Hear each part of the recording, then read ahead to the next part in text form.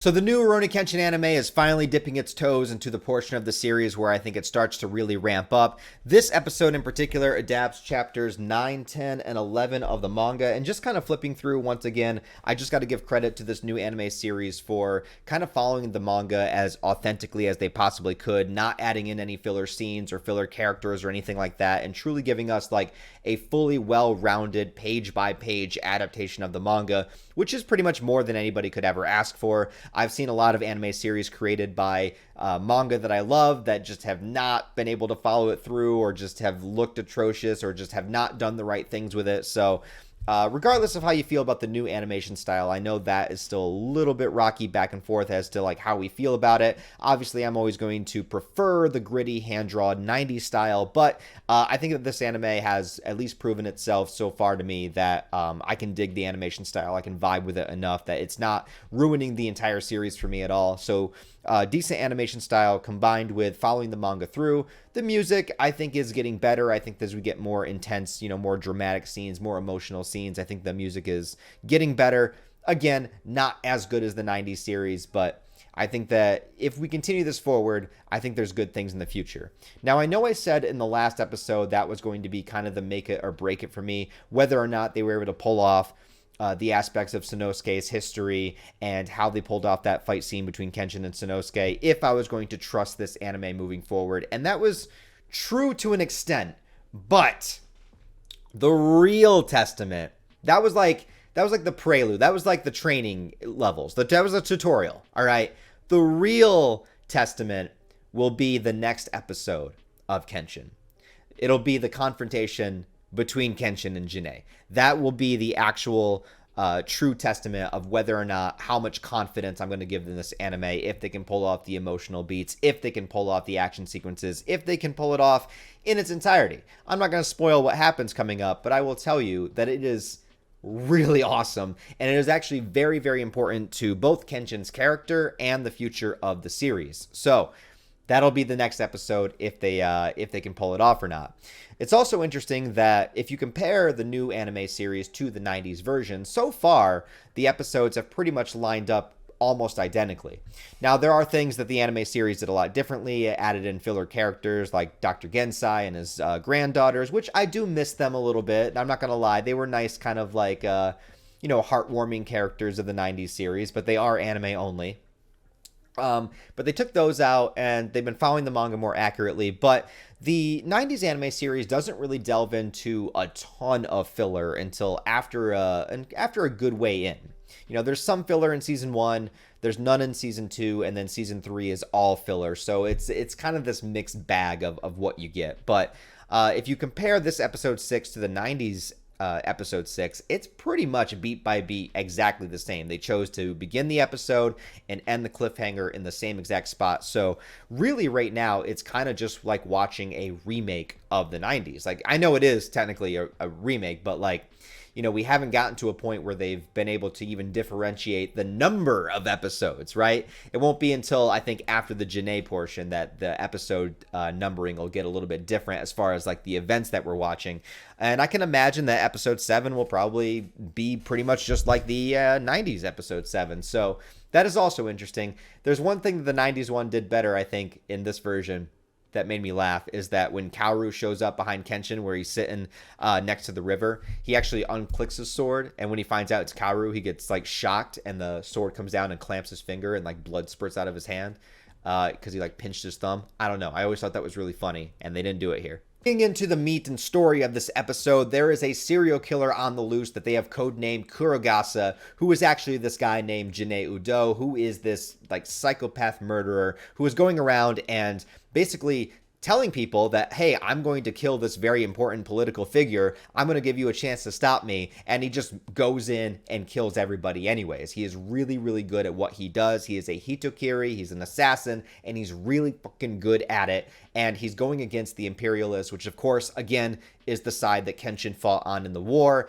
is the side that the Sekio army that Sanosuke looked up to, they were used as scapegoats. So all that stuff is always ties back in. It always comes back into the war that happened in the past and the politics, the people that are in charge right now and how many people want vengeance against them, right? So things are not as peaceful as they should have been. The war was fought for peace and to change the tide and to change, open Japan up and do a bunch of things, but it just keeps coming back to this chaotic violence that Kenshin is just trying to help one person at a time if he can. And Janae works very well as a little antagonist because he is a Hitokiri that never gave up the sword, right? He never gave, as Kenshin kind of gave up killing, and he has a vow now to be a wanderer and to not kill again. Janae has been, assumingly, still doing this assassination stuff for the past 10 years. And whether or not he's doing it at the whim of somebody else or by his own volition, we're not really supposed to know. The only thing that we need to know is that he's been doing it for 10 years. And this causes Kenshin a little bit of confliction because Kenshin trusts his skills, and Kenshin is a very powerful guy, a very skilled swordsman, but he has chosen not to kill. And he says, in the world of Hitokiri, there is a difference between me not killing for 10 years and this guy killing for the past 10 years. Like, that actually matters.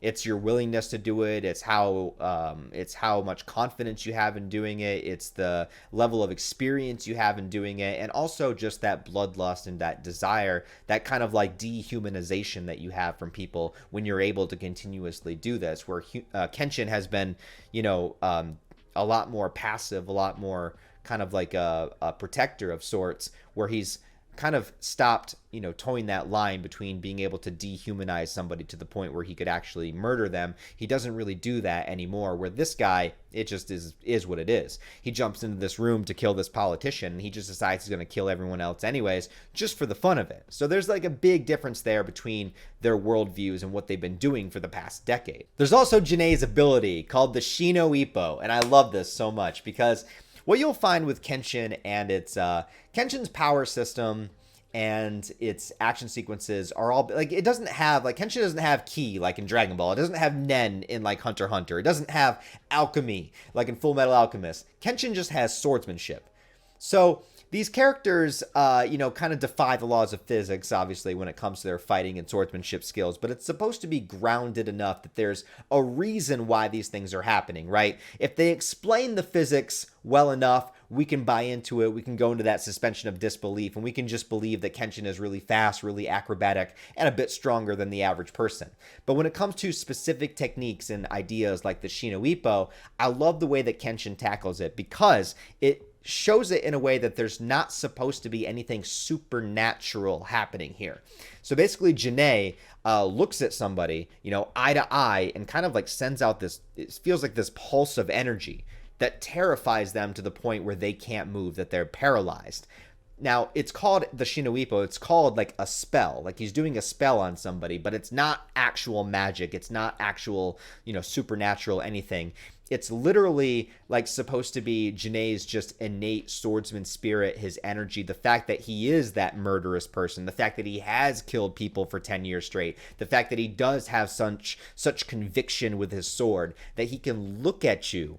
And if you are a weak person or a weaker person than him or somebody at, way more inexperienced than him, he can send that feeling, that intent, that murderous ideal straight into your eyes, which goes straight into your heart, which makes you scared, which terrifies you to the point where you can't move.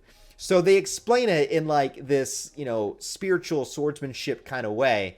But it is obviously fantastical. Like, it's obviously fantasy. Like, you can't just, like, freeze somebody. But, like, I love the way that they explain it in a way where it's, like, it's just, like, his, like, hardcore, like, Hitokiri spirit looking you right in the eye. You're looking in the eye of a murderer, and you can't move, So there is some sort of, like, fact there, right?